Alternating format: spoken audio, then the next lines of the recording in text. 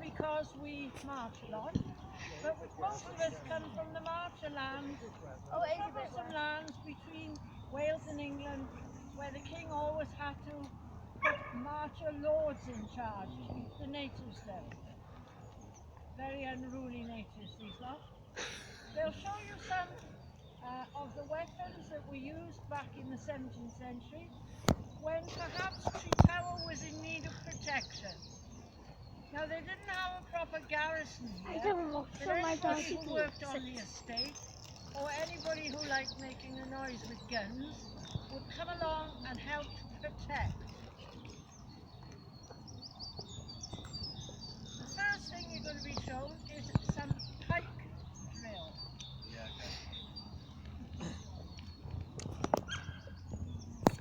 Good morning. We're going to start with the pike. Now this isn't a pike, this is a half pike. A pike is about that long, roughly. But as we were a garrison, something that long is not a lot of use in a house. So we will use, as militia, we would use half pikes. It's easier for us to use, protect doorways, gateways, things like that. We can be protecting as best we can with these. But in the actual battlefield, the pike, queen of the battlefield, anybody can use these point shooty stick things. There would be somewhere in the region of 200 to 300 in a regiment of pikemen in one block. You'd have about the same musketeers. If the war went on, you'd get more musketeers and they would be on the flanks. So it was our job to make sure the guys with the shooty sticks didn't get killed. So what we would tend to do, we would fight in bodies. So you would have to be trained to fight in a body. And with a pike, basic principle is to point it at the enemy, and when they're advancing towards you, hopefully you're mean enough to make them run away. Doesn't always work, but there we go. Basic pike drill. Step forward, good sir. Just there was fine. Now, as we're a militia, most of it's made up of peasants. Here we have peasants. They would not be drilled in a military sort of way. They'd be trained in the very basics of using these weapons. And as I say, they'd only be using half pikes in a place like this, but on the battlefield, a full pike is quite an impressive thing. I don't know if any of you have been to a sealed knot battle. Seen the sealed knots or the English Civil War Society, full-scale battles. They're very impressive things. Well worth going and having a look if you can. There's plenty of them about. So a pike, this is what is known as your order. So this is your stand. And you go to advance. So 1, 2, how much he's remembered? 3. This is advanced. This is your standard manoeuvre position. Now bear in mind, you've got 16 to 18 foot of pike standing up there like that, with 3.5 pounds of metal on the end of it. So this is not the easiest thing in the world to stand around and do. From there, basic manoeuvres we can do, we can go to port your pike, 45 degrees, port your pike. This is known for salutes, or if you're in the 3rd or 4th rank back in a pike block, you'd be there.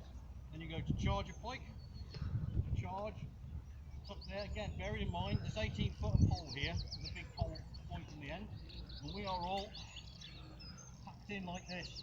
And there's 200 of us, and we're coming towards you. Stand. Yeah? Those people at the other end are getting left out, you know. We'll have a go at them as well.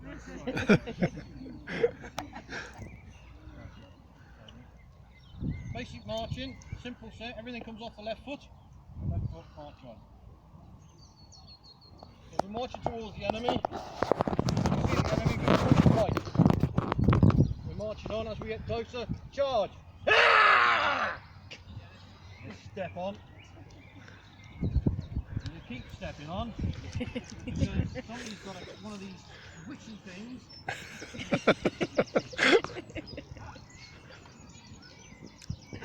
Just very briefly, the only other thing that pike were useful for was when the cavalry were about.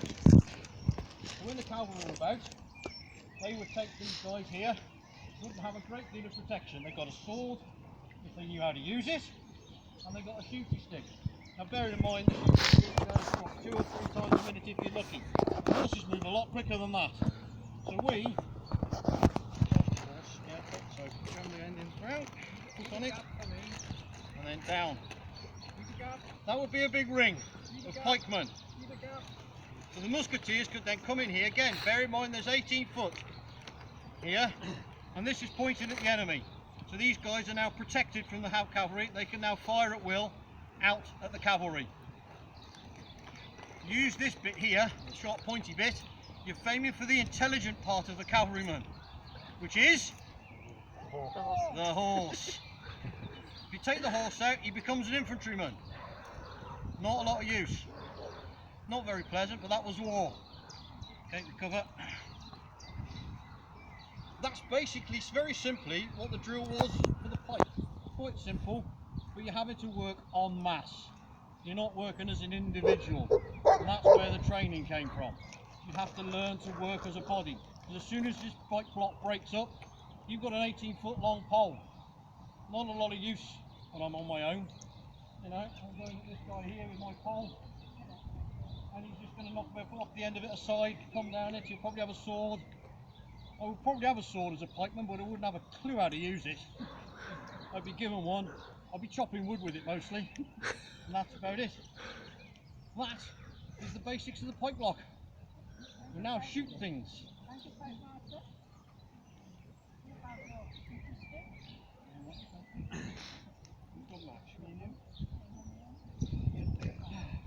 Now we'll revert to peasant. We have 2 sorts of muskets for use today. The first one is called a matchlock, because it has to be lit with a match. Not a match as you think of it, but a specially treated piece of rope which you have to blow on or twirl around because you've lit it and you want to keep it smouldering. If that goes out, you're useless. You cannot use your matchlock. You put it to one side because you don't want it to go anywhere near the powder, which is about your body in various... Have you got your dangly bits on today, sir? I have. You have? Oh, no. Have they go anywhere without them? Well, each one of these bottles hanging from their belt carries 1 measured charge of powder, so they keep the match well away. Turn their attention to the long end of the gun, the barrel, and they pour down 1 measured charge of powder. Then they put a musket ball down. Your rules won't let us do that because we're not allowed to kill you today. Then they put something else down to help ram it all home.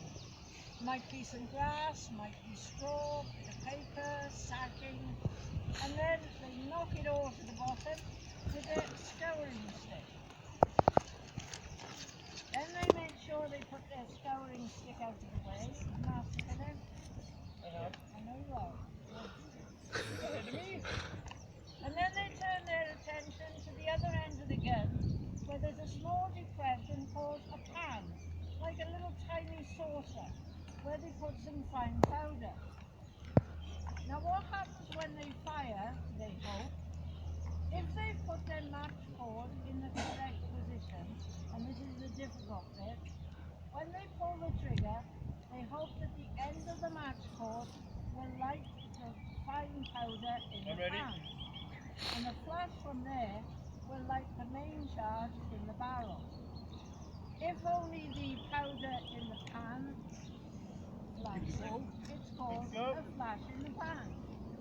Now when they fire, you can put your fingers in ears if you want to, but open your mouth so the sound has somewhere to go. Fire!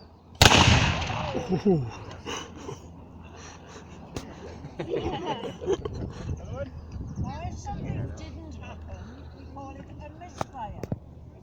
And they're expected to shout misfire to let you know there's going to be another shot.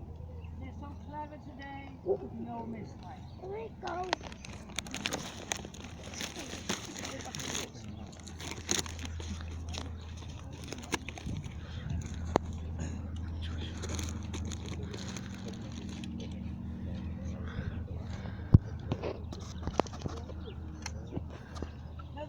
seem to be taking a long time. But remember, if they're in a battle, the other side are taking just as long as well. But there would have been a block as there would of the pike. There would have been row upon row upon row of musketeers. Wait for it.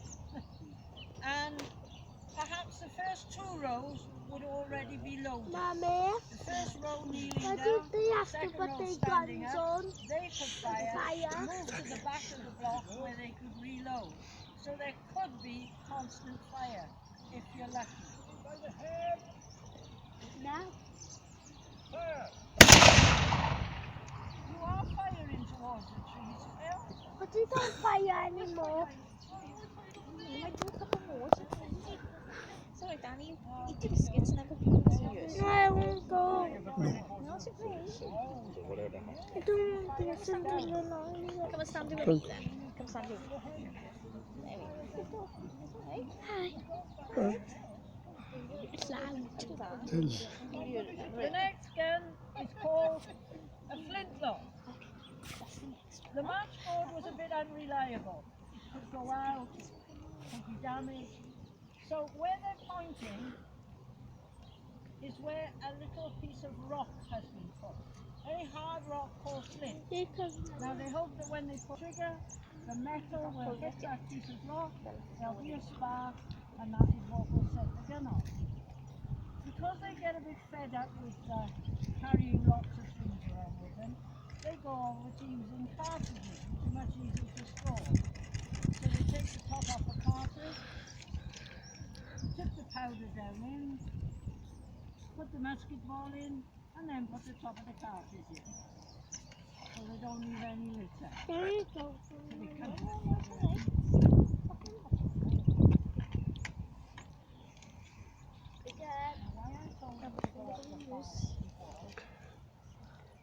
I'm not expecting it's going to be as loud.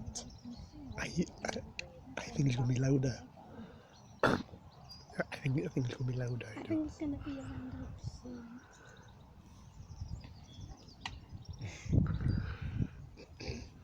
Ready?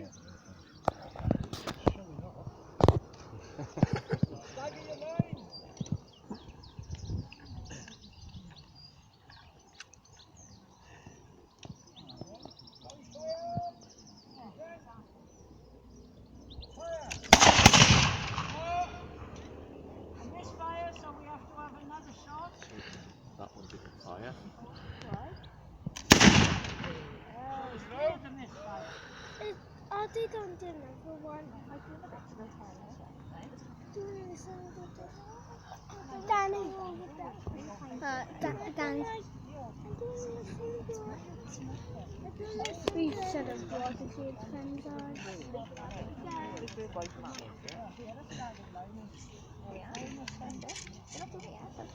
Danny, but attend the fireworks. That's what I'm doing.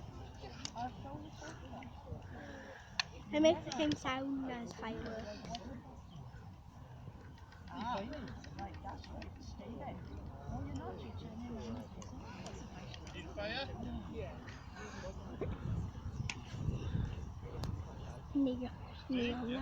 Y'all ready?